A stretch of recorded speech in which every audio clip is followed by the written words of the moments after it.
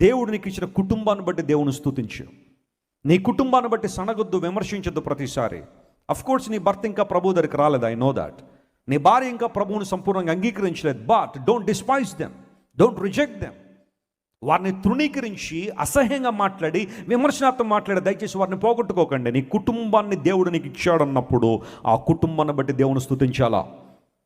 కొంతమంది భార్యలు ఉంటారు, ఇలా అంటున్నానని ఏమనుకోకండి, వారు ఇల్లు దాటి బయటకు వచ్చారంటే, ఇల్లు దాటి బయటకు వచ్చి మళ్ళీ లోపలికి వెళ్ళినప్పుడు ఖచ్చితంగా 10 మందికైనా తన భర్త గురించి చెడ్డగా చెప్పే భార్యలు లేరంటారా?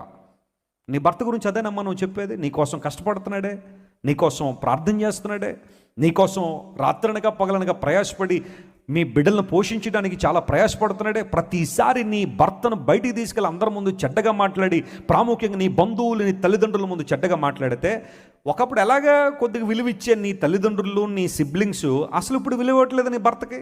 ఆ విలువ పోగొట్టింది నువ్వే కదా. ఎంతగా నిన్ను ప్రేమించి చక్కగా చూసుకుని అన్ని విషయాల్లో నేను చక్కగా ముందు కొనసాగుతా, నీ భర్త గురించి నువ్వు చెడ్డగా మాట్లాడుతుంది. దేవుడిచ్చిన ప్రొవిజన్ని గౌరవించాలన్న లక్ష్యం నీలో ఉందా?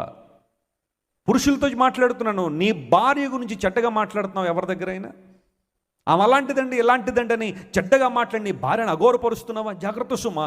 ఈరోజు నీ భార్య నువ్వు అగౌరవపరుస్తున్నావు, రేపొద్దున లోకం అంతా అగౌరవపరుస్తుంది. నీ బిడ్డలను బట్టి నువ్వు దేవుని స్తుతించగలిగే వ్యక్తిగా ఉన్నావా? లేదా నా బిడ్డలండి ఎలాంటి వాళ్ళండి, అలాంటి వాళ్ళండి, వీళ్ళు శాపగ్రస్తులండి, వీరు అదండి ఇదండి అని చెప్పి వాళ్ళని ప్రతిసారి చూసి చెడ్డగా మాట్లాడుతున్నావా? Don't criticise the provision given by the lord.